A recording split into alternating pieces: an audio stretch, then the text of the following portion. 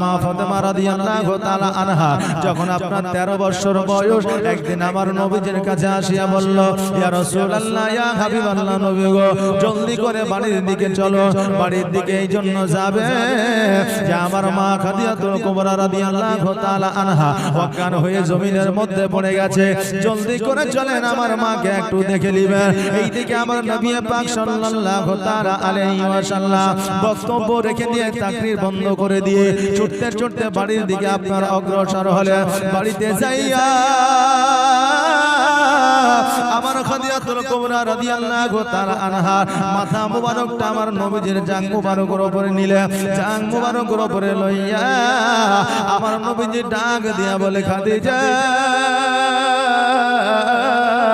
তোমার শরীরে কোনো রোগ নাই, বালা নাই, মুসিবত নাই, তবুও কেন অজ্ঞান হয়ে জমিনের মধ্যে তুমি অজ্ঞান হয়ে দাও? আমার খাদিজাতুল কুবরা রাদিয়াল্লাহু তাআলা আনহা বলে, ইয়া রাসূলুল্লাহ, ইয়া হাবিবাল্লাহ, নবী গো, আমিও জানি আমার শরীরে কোনো রোগ নাই, বালা নাই, মুসিবত নাই, জ্বর নাই, জ্বালা নাই, তবুও আমি অজ্ঞান হয়ে জমিনের মধ্যে পড়ে যাই। আমি কেন জমিনের মধ্যে পড়ে যাই এটা আপনাকে কোনোদিন বলি নাই, তবে আজকে বলবো। কেননা জগতের মধ্যে আমি আর বেশি দিন রইব না।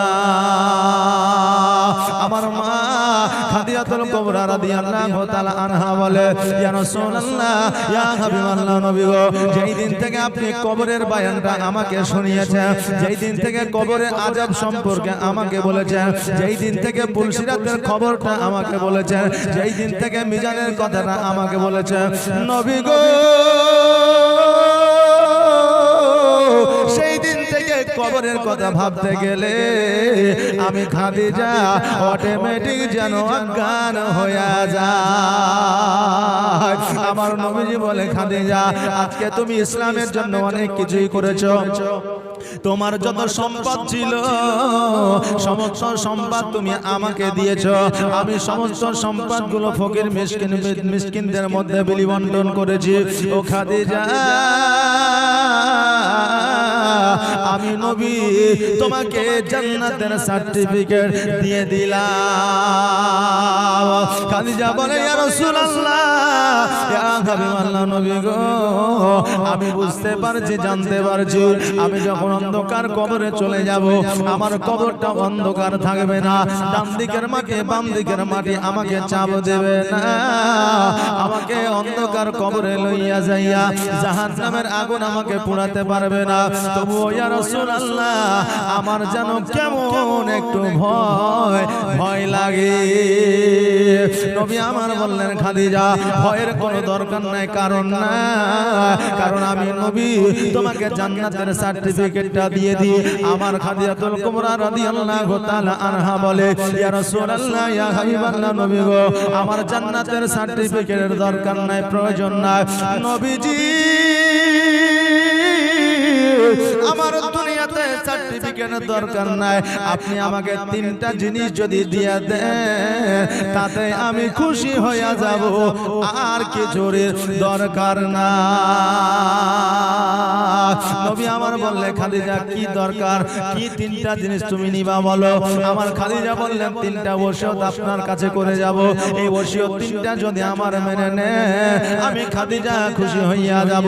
আমার নবী পাক সাল্লাল্লাহু তাআলা আলাইহি ওয়াসাল্লাম বলে, ও খাদিজা, শুনে নাও, শুনে নাও, আজকে তুমি যেটা আমার জন্য করেছো, আজকে 3টা ওসিয়ত কেন, 3000 ওসিয়ত যদি তুমি করো, আমি নবী মেনে নেওয়ার জন্য প্রস্তুত আছি। খাদিজা বললেন, ইয়া রাসূলুল্লাহ, ইয়া হাবিবাল্লাহ, নবী গো, আমার 3টাই লাগবে, 3000-এর প্রয়োজন নাই। আমার বললে, কি দরকার বলো? বলে, ইয়া রাসূলুল্লাহ, ইয়া হাবিবাল্লাহ, নবী গো, আমি যখন ইন্তেকাল করব আমার গোসলটা আপনি বানায়া দিবেন। নবী আমার বলে, খাদিজা, আজকে নারীরা ইন্তেকাল করলে নারীর গোসলটা নারীরা বানায় দেয়, আমি তোমার গোসল কেন বানায় দেব? খাদিজা বলে ইয়া রাসূলুল্লাহ ইয়া হাবিবাল্লাহ, আজ মক্কা নগরের মদিনাবাসীরা আজকে আমাকে দেখা তো দূরের কথা, মক্কা মদিনার নারীরা পর্যন্ত আমাকে দেখে না।